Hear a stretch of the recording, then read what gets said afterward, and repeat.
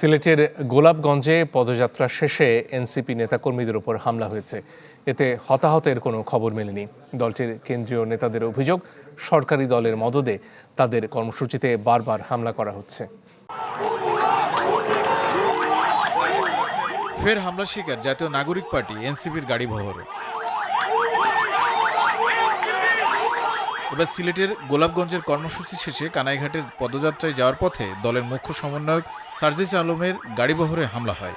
এই সময় তার সাথে ছিলেন সংসদ সদস্য মাহমুদা মিতু।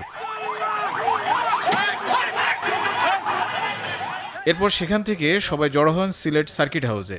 দলের কেন্দ্রীয় নেতাদের অভিযোগ, সরকারি দলের মদদেই তাদের পদযাত্রায় একের পর এক হামলা হচ্ছে।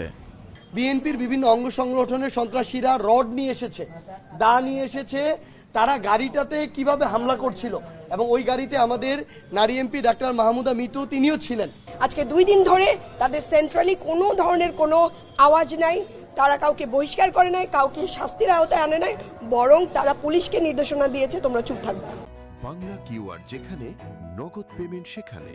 সারা দেশে 10 লাখেরও বেশি মার্চেন্টে নগদে পেমেন্ট করুন খুব সহজে।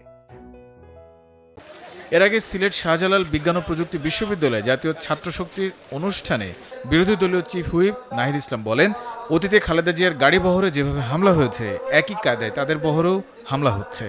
সরকার কোনো ধরনের গণতান্ত্রিক পরিবর্তন করতে দিবে না এবং কোনো রাজনৈতিক শক্তি নতুন করে উত্থান ঘটুক সেটাও চাচ্ছে না। একইভাবে পুরনো কায়দা বিরোধী দলকে আক্রমণ করা হচ্ছে, হামলা করা হচ্ছে। খালেদা জিয়ার গাড়ি বহরে যেভাবে সন্ত্রাসীরা হামলা করেছিল একই কায়দায় কিন্তু তারা এখন আমাদের গাড়ি বহরে হামলা করছে। আমাকে তো হামলা করা হয়, তারা একটা জাস্টিফিকেশন দিয়েছে যে আমি কথা বলি নাকি, এই জন্য আমি আজকে থেকে আর কোনো কথা বলবো না, চুপ থাকবো।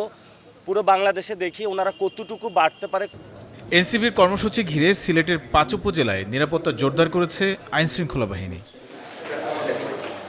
এদিকে চোখ হারানো আলিফকে রাজধানীর জাতীয় চক্ষু বিজ্ঞান ইনস্টিটিউটে দেখতে যান এনসিপি নেতারা।